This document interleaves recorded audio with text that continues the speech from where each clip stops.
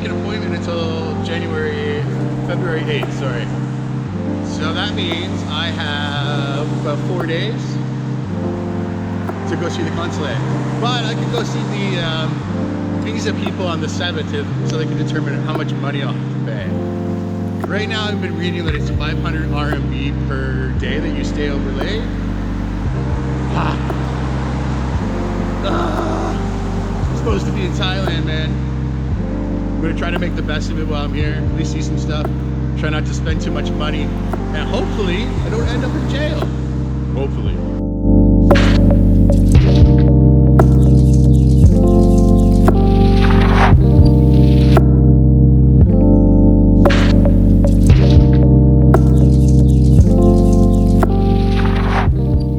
Another thing that really surprised me was that, like, when I got to the consulate, I couldn't go in. I had to make an appointment, which is, I guess, how busy are they? No? Also, there was no Canadians working there. Like, you'd think you'd have to talk to one Canadian when you go to the consulate, but there was literally not even one Canadian, which was surprising. I just wanted to talk to somebody who could speak to me in English about what my options were. And, yeah, didn't happen. So I have to go deal with the Chinese visa people first, and man, I wonder how much they're gonna charge me for this. Man, but really, can they charge me? Like, I can't even access their visa services. The offices are closed.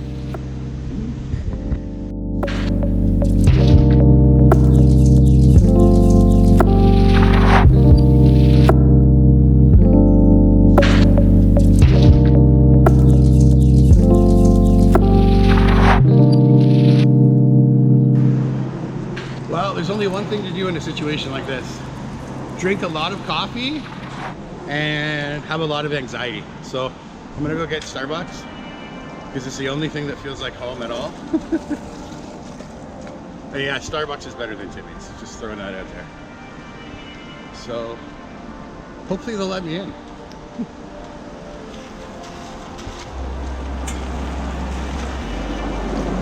Oh yeah, mask.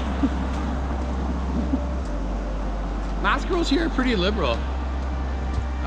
But, you know, in Asia, people generally respect the idea that we need to be wearing masks in public because COVID's real and not a manufactured, you know, propaganda piece from the government. So, you know, you don't see any freedom convoys here. I'm just throwing that out there. If there's a freedom convoy in China, oh boy, it'd be bad news.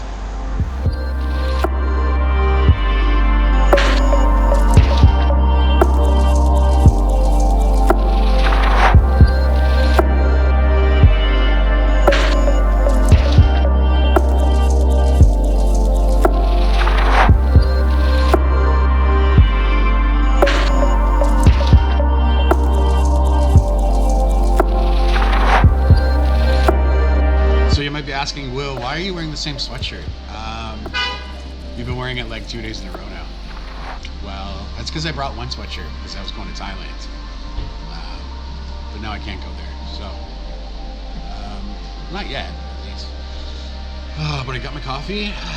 My worry juice helps me overthink everything that's happening to me right now.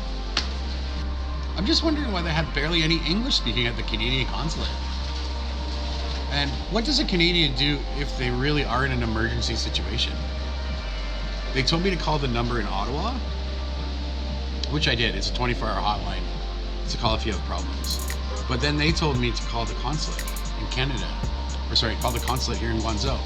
I called them like maybe 4 times, no answer, left like 3 messages. Then today I went in because they were finally open, and they wouldn't let me pass the security. They said there's no in-person visits to the consulate unless you have an appointment. But imagine I had a real emergency. So this is kind of an emergency, but I mean, I can survive because I have some money, and I can, if I need to pay off the fines, we can do that. But imagine I had like a really, like a health emergency, or someone was murdered, or somebody had robbed me and stole everything I had. What would I do then? That would be very difficult. So they gave me this card, which does have some new email addresses on it, so that's good. That's a sign. So I'll email those.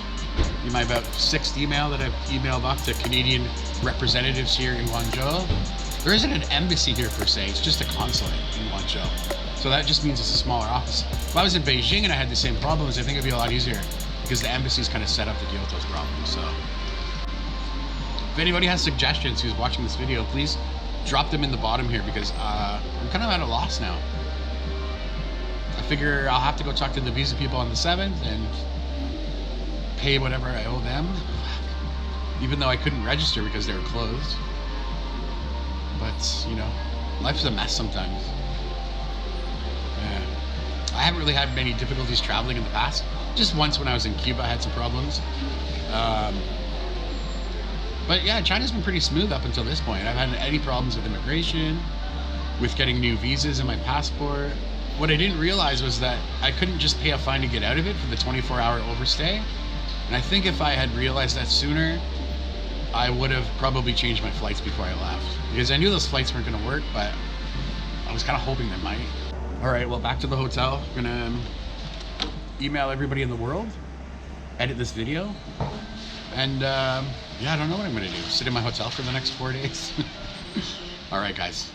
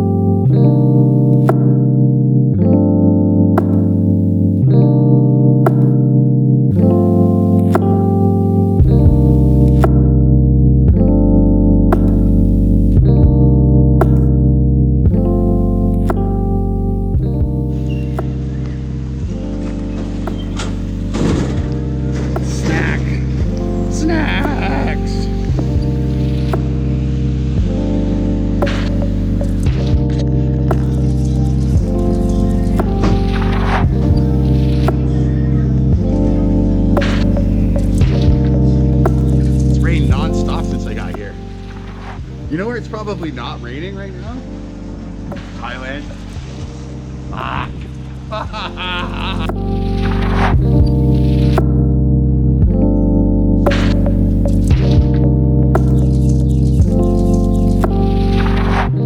So this is where I'm staying.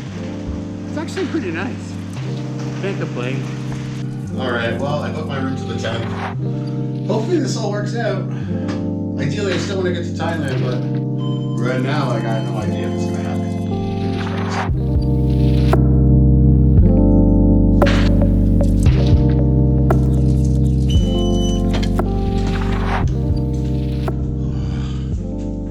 Oh, she already cleaned my room. Oh, nice.